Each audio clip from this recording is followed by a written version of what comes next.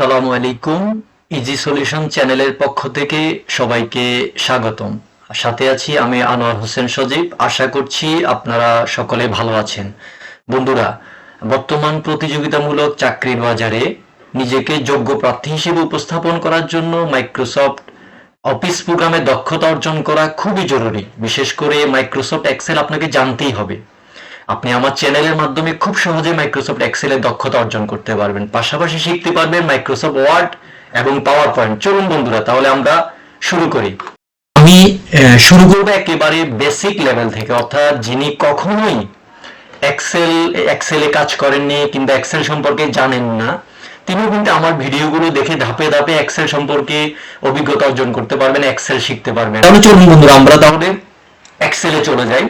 তাহলে আমরা কি করব, শুরুতে যদি আমরা একটা নতুন এক্সেল ফাইল ওপেন করতে চাই, তাহলে সেক্ষেত্রে আমরা কি করব, আপনার কম্পিউটারটা ওপেন করার পরে আপনি আপনার কম্পিউটারে অবশ্যই কিন্তু মাইক্রোসফট অফিস প্রোগ্রামটা ইনস্টল করা থাকতে হবে। তারপরে আপনি কি করবেন, মাউসের রাইট বাটনে ক্লিক করবেন, চলে যাবেন নিউতে। দেখেন এখানে নিউ আছে, নিউর পরে আপনারা চলে যাবেন মাইক্রোসফট এক্সেল ওয়ার্কশিট। তাহলে ওয়ার্কশিট আপনি ক্লিক করবেন, এই যে একটা ওয়ার্কশিট ওপেন হয়ে গেছে। আপনি একটা ইচ্ছা করলে এখানে রিনেম করতে পারবেন। যেমন আমি যদি রিনেম করি টিউটোরিয়াল, টিউটোরিয়াল 1, আমি যদি 1 দিই, বাস এটা এখন আমি এক্সেল ফাইলটা ওপেন করব। ডবল ক্লিক করবেন বন্ধুরা, মাউসের লেফট বাটনে ডবল ক্লিক করবেন। ডবল ক্লিক করলে আপনার হচ্ছে এক্সেল ফাইলটা ওপেন হবে। এই যে একটা এক্সেল ফাইল ওপেন হয়ে গিয়েছে। এখন আমরা আস্তে আস্তে শিখবো আসলে এক্সেল এই যে ওয়ার্কশিটটার, এটা কোনটাকে কি বলে। তারপর আমরা ধাপে ধাপে প্রত্যেকটা জিনিস আমরা শিখবো ইনশাল্লাহ। সবাই মনোযোগ দিয়ে আশা করছি আমার ভিডিওগুলো দেখবেন এবং আমার সাথে থাকবেন। তো আমরা প্রথমেই কি করবো, আমরা যে এক্সেল যে ওয়ার্কশিটটা, এখানে যে আমাদের এই যে এটাকে আমরা কি বলি, এটাকে বলা হয় টাইটেল বার। এটাকে এই যে এটাকে বলা টাইটেল বার। ওকে, এই যে দেখেন file, home, insert, page layout, formulas, datas, views, এগুলোকে বলা হয় আমরা হচ্ছে মেনু ট্যাব। এগুলো এক একটা menu, file menu, home menu, এগুলোর জন্য এগুলোকে বলা হয় মেনু ট্যাব। তারপরে এখানে দেখেন এখানে কি আছে, পেস্ট, যে এই যে এগুলো বার, এইটাকে বলা হয় আমরা টুলস বার। এগুলো বিভিন্ন টুলস, এগুলো নিয়ে আমরা কাজ আস্তে আস্তে শিখবো। এগুলোকে বলা হয় টুলস বার। আপনারা জাস্ট নামগুলো শিখে নেন, জেনে নেন এবং ইচ্ছাগুলো আপনারা কিন্তু নোট ডাউন করতে পারবেন। এক একটা নোট ডাউন করলে আপনারা পরবর্তীতে এগুলো নিয়ে স্টাডি করতে পারবেন এবং ভালোভাবে জানতে পারবেন। এই যে এখানে যে ব্ল্যাঙ্ক একটা জায়গা আছে, এটাকে বলা হয় ফর্মুলা বার। আমরা যখনই কোনো ফর্মুলা লিখবো, এখানে কিন্তু এই বারটাতে উঠবে, ঠিক আছে। যেমন আমরা যদি এখানে ফর্মুলা লিখে যে সাম, এই যে বার এখানে আসবে, এটাকে বলা হয় ফর্মুলা বার। ওকে, তারপরে দেখেন এখানে এ বি সি ডি, এগুলোকে কিন্তু এক একটা কলাম বলা হয়, A column, B column, C column.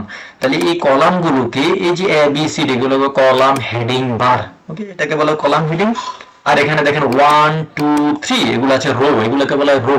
বন্ধুরা, তাহলে কি বলা হয়, এটাকে কলাম, এটাকে বলা হয় রো। তাহলে এইগুলোকে এটাকে যদি কলাম হেডিং বলে, তাহলে এটাকে বলা হয় রো হেডিং।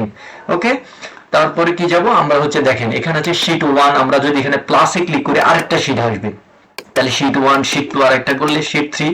এগুলোকে আবার আপনারা রিনেমও করতে পারবেন, ইচ্ছা করলে 1 দিতে পারবেন, যা খুশি দিতে রিনেম করতে পারবেন। তাহলে এগুলোকে বলা হয় শীট ট্যাব। ওকে, শীট ট্যাব বলা হয়। তারপরে দেখেন এখানে আবার স্ক্রল করতে পারবেন। আপনি যদি ডান দিকে যেতে চান, স্ক্রল করে ডান দিকে যাবেন, উপর নিচ করতে পারলে স্ক্রল করে, এটা দিয়ে স্ক্রল বার, এগুলোকে বলা হয় স্ক্রল বার। ওকে, তারপরে দেখেন এই যে এখানে স্ট্যাটাস, এটাকে বলা হয় স্ট্যাটাস বার।